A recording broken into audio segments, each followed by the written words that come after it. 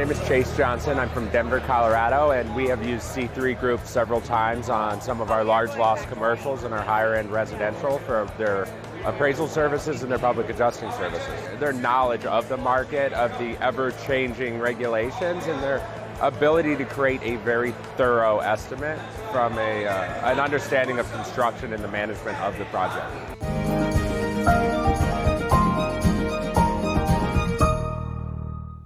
Happy Monday, everyone. It's lead meteorologist John Choquette here for our daily 12 p.m. hail forecast on this first day of July, start of what here at Hail Trace we consider the summer season now that June has come to a close. Thanks to C3 Group and Merlin Law Group, as always, for sponsoring our videos. You can check out their pages in the description below if you're watching us here on Facebook. We also had a big storm in Mexico last night in Guadalajara, I believe. We shared it on our Facebook page, but they had areas that had up to 5 feet of hail, real crazy high volume stuff, and really unusual for this time of year for that far south. Can we see something like that around here? I hope so.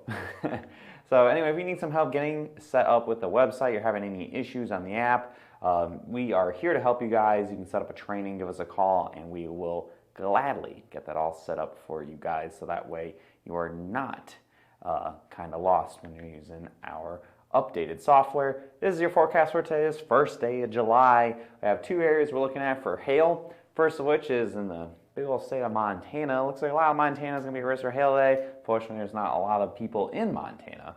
10% chance here in Billings, up to some tennis ball size hail, those strongest storms.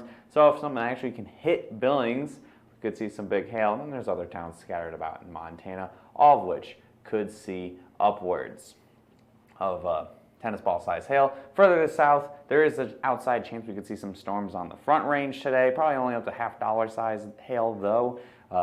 Mostly sub-severe, that high volume, lots of hail. Probably maybe not 5 feet worth like in Mexico, but that 5% chance could up to $50 size hail. Probably points north of Denver, closer like Fort Collins or Greeley. We go further to the east, another area of storm is going to be expected to form this afternoon and into this evening. I have a 10% for Sioux Falls, South Dakota, and then we have a 2% far east down by Madison, Wisconsin. Looks like a area of storms are going to form here in southern Minnesota, parts of near Sioux Falls and South Dakota, and northern sections of Iowa.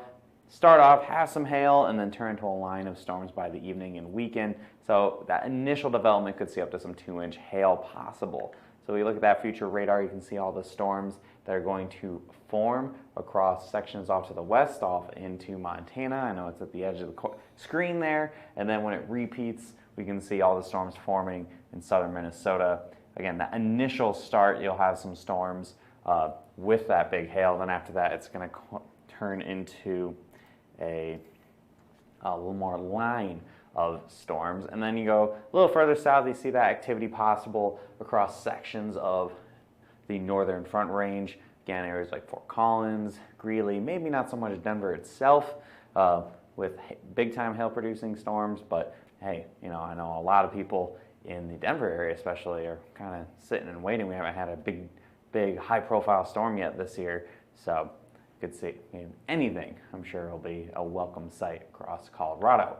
So going into your day tomorrow, that's second day of July, kind of the same story, same basic area we're looking at here, maybe shifting a little further to the east. Could see, again, hail up to tennis ball size in a pretty rural area of Montana. Could see storms meandering its way far enough south to possibly flirt with Denver, and then some storms into North Dakota as well. And then probably a much more wind-driven event for sections of the Great Lakes region, extending from Omaha all the way into Pennsylvania. I think there's going to be more wind, so only about $50 size hail. Again, there'd be initial storms.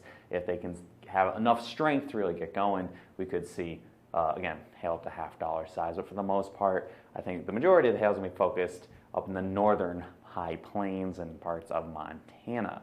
So, future radar for tomorrow shows all that activity forming in the afternoon, possibly by Rapid City and into southeastern sections of Montana, and then further to the east, you see all that activity ends up forming across the Great Lakes region.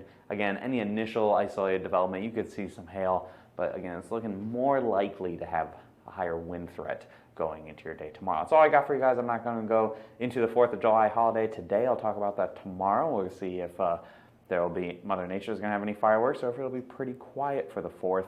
You can follow us here on Facebook. Hit see first. Don't miss any posts that we make with all of our content. Maybe even when we note things that are interesting in other countries where hail is happening when it's a little quieter across the United States. And give us a call at 855-334-4245. Any comments, questions, or concerns you may have, it's a good number to call if you need to set up a training or if you're interested in what Hail Trace has to offer for you to maximize your summer. So go ahead, give us an email as well, or visit our website for more details at hailtrace.com and follow our Instagram. We do interesting posts on there pretty regularly. I hope you guys have a great rest of your day. I'll see you again tomorrow at 12 p.m. like we do every single day on whatever platform you're watching us on. Have a great day, everybody.